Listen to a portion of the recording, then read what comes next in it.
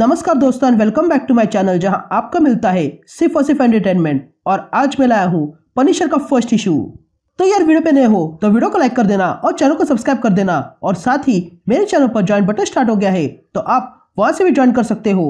और उसी के साथ अब आप मुझसे व्हाट्सएप पर भी जुड़ सकते हो जिसका लिंक मैं आपको डिस्क्रिप्शन में दे दूंगा। तो यार ये इशू शुरू करने से पहले आप मेरी बनाई हुई पिछली पनिशर की सीरीज देख लेना जहां आपको पता चल जाएगा कि फ्रैंक कैसल के साथ क्या हुआ है। अब इस नए इशू में पनिशर वापस आ गया है, लेकिन क्या वो फ्रैंक कैसल है या फिर कोई और अगर कोई और है तो उसका मोटिव क्या है, यही हम इस सीरीज में जानेंगे। तो बिना किसी देरी के लेट्स बिगिन।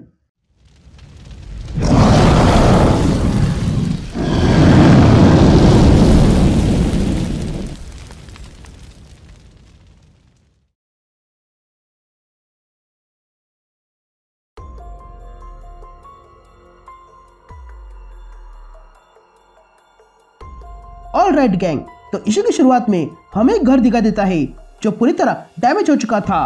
और तब हमें एक आवाज सुनाई देती है जो कहता है कि इतना सब कुछ होने के बाद मैंने तय किया कि मैं वापस नहीं आऊंगा। मुझे लगा था कि मेरा समय खत्म हो चुका है, पर ऐसा करके मैंने डेविल को अपने द्वार पर बुला लिया। तभी हम देखते हैं कि वहां पर दो डिटेक्टिव आए थे। एक था डिटेक्टिव लाइनस और दूसरा था डिटेक्टिव वार्ड। तभी वार्ड लाइनस से पूछता है कि क्या तुम लीड करना चाहोगे, जिस पर लाइनस कहता है नहीं आप कर लो। जिस पर वार्ड लाइनस से कहता है कि ठीक है तैयार हो जाओ क्योंकि सुबह के मर्डर में कुछ अच्छा नहीं होता है। तभी वे दोनों उस घर के अंदर आते हैं जहां पर एक फोरेंसिक डॉक्टर था। तभी लाइनस डॉक्टर से पूछता है कि विक्टिम के बारे में कुछ पता चला, जिस पर वो डॉक्टर कहता है कि ये जगह जो और स्टेफनी ग्रेसन की है और यहाँ उनके साथ उनके बच्चे लॉरा और डैनी भी रहते थे। हमें यहाँ से उन बच्चों की लाश मिली है। फायर फाइटर के अनुसार ये आग गैस के लीक होने के कारण हुई है, लेकिन मुझे नहीं लगता कि ये सच है। तभी लाइनस वहाँ पड़े एक टेडी को उठाता है और कहता है कि हाँ यहाँ पे गैस लीक हुई है, लेकिन वो ग्राउंड लेवल को सिंक करने के लिए है, लेकिन ऊपर ये एयर वेंट से फैल गई। तभी वार्ड पास की दीवार पर लगे हुए डक्ट को निकालता है और देखता है कि उसमें बॉम्ब रखा गया था। यह देखकर वार्ड तुरंत लाइनस से कहता है कि जल्दी यहाँ पे बॉम्ब स्क्वाड को बुलाओ। यहाँ सीन शूट होती है और हम ब्लैक ड्रैगन नाम का क्लब देखते हैं जहाँ पर बहुत से लोग मास्क पहनकर घूम रहे थे। तभी हमें वही आवाज सुनाई देती है जो कहता है कि ये black dragon club inner demon gang का अड्डा है। यहाँ पर हर एक तरह के क्रिमिनल्स पाए जाते हैं। तभी वहाँ उस क्लब में एक आदमी ड्रिंक मांगता है, लेकिन तभी उस आदमी के पास एक मास्क पहना हुआ आदमी आता है और कहता है कि तुम टेंस लग रहे हो सोकोवियन कमोरेड, क्या तुम्हें सिगारेट चाहिए, ये मेडिपुर से लाई है। जिस पर वो आदमी उस मास्क वाले आदमी से कहता है कि मुझे लालच देने की जरूरत नहीं है, मैं यहाँ दोस्त बनाने के लिए आया नहीं हूँ। लेकिन तभी उस क्लब का म्यूजिक कोई बंद कर देता है और तब हमें डोर पे एक आदमी नजर आता है। तभी उस आदमी को देखकर वहां बैठा हुआ मास्कमैन कहता है कि किसकी हिम्मत हुई म्यूजिक रोकने की। जिस पर वो डोर पे खड़ा आदमी कहता है कि तुम सबको मैं एक मौका देता हूँ यहाँ से बाहर जिंदा जाने का, बस तुम्हें मुझे सब कुछ बताना होगा। मैं यहाँ सरगेई फेडोरोव के लिए आया हूँ जो इंटरपोल लिस्ट पर सोकोवियन के नाम से जाना जाता है, एक ऐसा आतंकवादी जो मल्टीपल हाईजैकिंग, किडनैपिंग और एग्जीक्यूशन के लिए जाना जाता है। लेकिन इसके अलावा उसने एक फैमिली के घर में बॉम्ब रखा था। यह सुनते ही वे मास्कमैन अपना वेपन निकालते हैं और कहते हैं कि तुम सही जगह पे हो, लेकिन उस सोकोवियन ने हमें तुम जैसों को मारने के लिए बहुत सारे पैसे दिए हैं और अब हम 8 लोग हैं और तुम सिर्फ एक, तो तुम भला हमारा क्या बिगाड़ लोगे। यह सुनते ही वो आदमी अपनी गन निकालता है और तब हमें उसके चेस्ट पर स्कल का डिजाइन दिखा देता है। और तब वो आदमी कहता है कि तुम लोग अब तक 8 थे लेकिन आगे नहीं रहोगे। यहाँ दूसरी तरफ हम वार्ड को देखते हैं जो लाइनस से कहता है कि रिपोर्टर्स के अनुसार वाइफ जो थी वो सेक्रेटरी थी और उसका हस्बैंड रिटायर अकाउंटेंट था। यहाँ वो आदमी सब पर फायरिंग कर देता है तो वही वो सोकोवियन वहां से बैग उठाकर भागने लगता है। तभी हमें वार्ड की आवाज सुनाई देती है जो लाइनस से कहता है कि ये जिस किसी ने किया है लगता है उसकी पर्सनल दुश्मनी है। या वो आदमी अपनी गन से उन सारे मास्कमैन को मार डालता है। इधर लाइनस वार्ड से कहता है कि जिस तरह घर में बॉम्ब रखा गया था उससे पता चलता है कि कातिल यहाँ रिपेयरर बन के आया था या फिर कोई ऐसा जिसे विक्टिम जानते हो। यहाँ हम देखते हैं कि एक मास्कमैन अपनी तलवार निकालता है और उस आदमी को मारने आता है, लेकिन वो आदमी उस तलवार से ही उस मास्कमैन को मार डालता है। तभी ये देखकर बाकी सारे मास्कमैन उस आदमी पर अटैक कर देते हैं, पर वो आदमी उनमें से एक मास्कमैन को स्टील के बेसिन पर मारता है। तो वही पीछे से दूसरा मास्कमैन आता है और कहता है कि बहुत मार लिया तुमने मेरे भाई को, अब मैं तुम्हें नहीं छोड़ूंगा। यह कहते ही वो मास्कमैन अटैक करता है, पर तब वो आदमी पास में रखी हुई रम की बोतल उठाता है और उस मास्कमैन पर मारता है और उसका मुंह तोड़ देता है। यहाँ वार्ड कहता है कि हमारे पास कई सारे ऑप्शन है, जिस पर वो फॉरेंसिक डॉक्टर कहता है कि हमें कुछ पता चला है, यहाँ रम की बोतल मारने के बाद भी वो मास्कमैन को कुछ नहीं हुआ था। तभी वो मास्कमैन उस आदमी से कहता है कि बस तुम इतना ही कर सकते हो, जिस पर वो आदमी लाइटर चलाता है और कहता है कि मैंने तुम पर रम की बोतल मारी थी। यह कहते ही वो आदमी जलता हुआ लाइटर उस मास्कमैन पर फेंकता है, जिसके कारण वो मास्कमैन जलने लगता है। यहाँ वो डॉक्टर वार्ड और लाइनस को उस फैमिली की तस्वीर दिखाता है और कहता है कि हमें यहाँ बच्चे और उसकी माँ की लाश मिली है, लेकिन हस्बैंड कहीं पर भी नहीं है, तो हो सकता है इन सब के पीछे वही हो। यह कहते ही हम ब्लैक ड्रैगन क्लब देखते हैं, जहाँ पर उस आदमी ने सब कुछ खत्म कर दिया था, और तब हमें दिखा देता है कि ये वही हस्बैंड जो गैरिसन है, जो कोई और नहीं बल्कि पनिशर बन के घूम रहा है।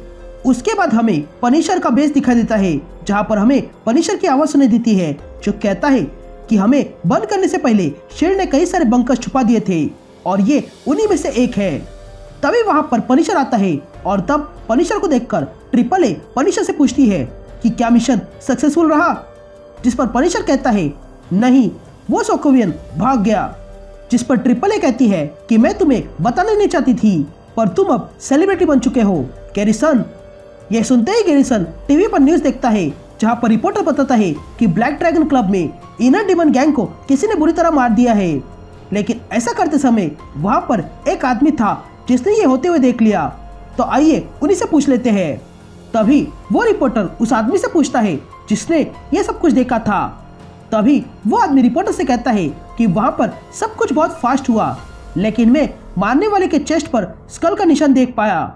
यह सुनते ही वो रिपोर्टर कहता है कि देखा, इस आदमी की बातें सुनकर लग रहा है कि उन गैंग को मारने वाला पनिशर ही था, लेकिन सूत्रों के अनुसार पनिशर मर चुका है। तो क्या फ्रैंक कैसल वापस आ गया या फिर ये कोई और है? लेकिन जो कोई भी हो, अब तक प्रशासन क्या कर रही है? क्या वो इस पनिशर को रोक पाएगी? ये देखकर गैरिसन कहता है कि मैंने अपने चेस्ट पर बैलिस्टिक प्लेट लगाई थी, जो इन लोगों को लगने लगा है कि स्कल है, लेकिन कोई बात नहीं, इन लोगों को कुछ और ही लगने दो, और ये मेरे लिए फायदे की बात है क्योंकि पुलिस भी इस सिंबल के पीछे रहेगी और तब तक मैं अपना काम जारी रखूंगा। तभी न्यूज में बताया जाता है कि पुलिस गैरिसन की फैमिली के मर्डर में जो गैरिसन को ढूंढ रहे हैं। यह सुनते ही ट्रिपल ए जो से कहती है कि मैं जानती हूँ उस मॉन्स्टर ने स्टेफनी और बच्चों के साथ क्या किया, पर अगर तुम उस सोकोवियन को पकड़ पाए तो अपना नाम क्लियर कर सकते हो। जिस पर जो कहता है कि ये मेरा काम नहीं है, मुझे बस ये जानना है कि उसे यहाँ पर किसने भेजा था। यह कहते हैं जो अपनी गन लोड करता है और ट्रिपल ए से कहता है कि जल्दी ढूंढो वो सोकोवियन कहाँ पर है। तभी ट्रिपल ए कहती है कि मैंने तुम्हें जो बुलेट्स दी थी वो ट्रैकर का काम करती है, और जब तुमने वो बुलेट्स फायर की थी तब उनमें से एक बुलेट उस बैग पर लग गई थी, जिसके कारण अब सोकोवियन कहाँ पर है ये हम ट्रैक कर सकते हैं। ये कहते ही ट्रिपल ए को सोकोवियन का एड्रेस मिल जाता है। तभी यह देखकर जो तुरंत सोकोवियन को मारने निकलता है। तभी ट्रिपल ए जो से पूछती है कि क्या तुम ये करने के लिए तैयार हो, जिस पर जो कहता है कि मैंने उससे वादा किया था कि मैं कभी वापस नहीं आऊंगा। यह कहते ही जो वहां से निकलता है। यहाँ हम उस सोकोवियन को देखते हैं जो वही बुलेट्स लगी हुई बैग लेकर गैंग के पास आता है। तभी वो सोकोवियन उस गैंग के लीडर से कहता है कि इतने शॉर्ट नोटिस पर आने के लिए थैंक यू, पर अब मैं ये सामान और नहीं रख सकता हूँ। ये कहते ही वो सोकोवियन वो बैग उस गैंग लीडर को देता है और कहता है कि तुम ये ले लो और मुझे 10 million refined mutant growth hormone दे दो, और साथ में यहाँ से बाहर जाने का पैकेज, और उसी के साथ पनिशर की मौत। तो क्या बोलते हो, डील करें? जिस पर वो गैंग का लीडर कहता है कि तुम्हारा प्रस्ताव अच्छा है, हम पनिशर का काम निपटा देंगे। या हम जो को देखते हैं जो सोकोवियन के पास आता है। तभी जो देखता है कि आसमान से बहुत ज्यादा थंडर बरस रही थी। अब यहाँ एक बात बताता हूँ कि पनिशर के इवेंट जब चल रहे थे उसी समय इमोर्टल थॉर के इवेंट चल रहे थे, यानी कि जो लाइटनिंग दिखाई दे रही है वो दरअसल में इमोर्टल थॉर के फर्स्ट इशू की है, जहां पर थोरानोस अर्थ पर आया था। एनीवेज, फिर से टॉपिक पर आते हैं। तभी जो को उसका पास्ट नजर आता है, जहां पर वो अपनी फैमिली के साथ रहता था। तभी जो की वाइफ स्टेफनी जो से कहती है कि तुमने अब तक जो कुछ भी किया है वो तुम्हारा पास्ट था, अब हमें मिलकर अपना फ्यूचर बनाना होगा। ये कहते ही वे दोनों अपनी लाइफ बिताने लगते हैं। लेकिन तभी अचानक से एक दिन किसी ने जो के घर को उड़ा दिया था, जिसके कारण जो की वाइफ और बच्चे मारे गए। तभी कहानी प्रेजेंट में आती है, जहां पर जो ट्रिपल ए से कहता है कि मैं स्टेशन पर हूँ और यहाँ वो सिग्नल रुक गया है। तभी पनिशर सबवे के अंदर घुस जाता है और ट्रिपल ए से कहता है कि मेरी आंखों में लगे हुए स्मार्ट लेंसेज से देख लो, तो क्या तुम्हें नजर आ रहा है? यह सुनते ही ट्रिपल ए स्मार्ट लेंसेज के जरिए देखती है और तब उसे वहां पर सोकोवेन दिखाई देता है। तभी जो उस सोकोवेन का पीछा करते हुए सबवे के अंदर मेंटेनेंस टनल में आ जाता है। तभी जो उस टनल से होते हुए जाने लगता है, लेकिन तभी ट्रिपल ए को वहां पर कुछ आवाज सुनाई देती है। तभी जो ट्रिपल ए से कहता है कि ये आवाज टनल में हमेशा आती है जब ट्रेन ऊपर से जाती है, लेकिन आज ये आवाज कुछ अलग सी है। ये कहते ही जो वहां पर बॉम्ब लगाता है और टनल की दीवार तोड़ देता है। तभी जो अंदर घुसता है और देखता है कि उसका स्वागत करने के लिए पहले से ही वो गैंग के मेंबर खड़े थे और उनके साथ उनका लीडर भी था।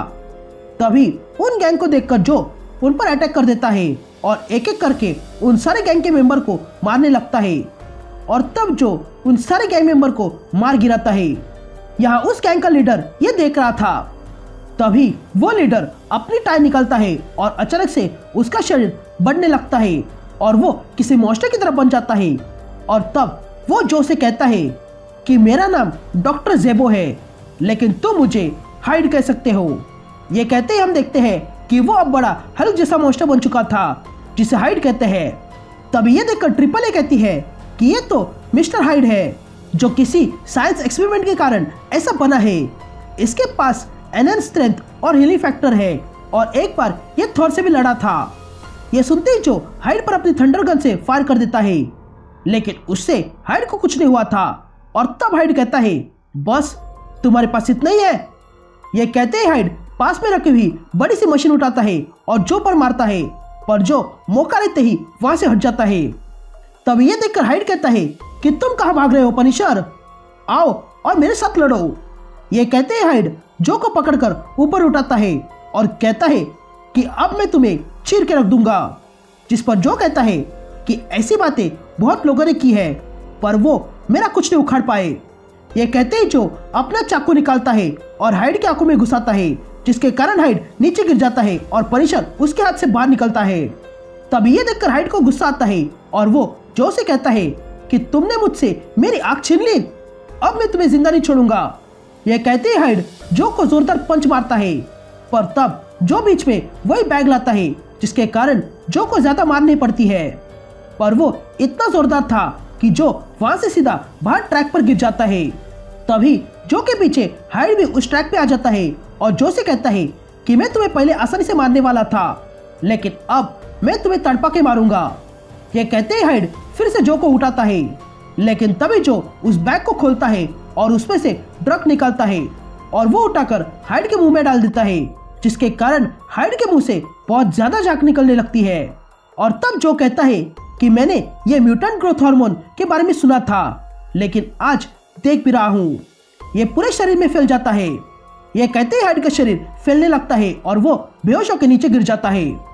लेकिन तभी जो देखता है कि वहां पर सोकोवेन भी था, जो वहां पर खड़ी एक औरत के गले पर अपना चाकू रखता है और जो से कहता है कि तुम मुझे मारना चाहते थे ना, तो लो मैं आ गया हूँ। तुमने अब तक मुझे बहुत इरिटेट किया है, पर तुम नहीं जानते हो कि तुमने किसे अपना दुश्मन बनाया है।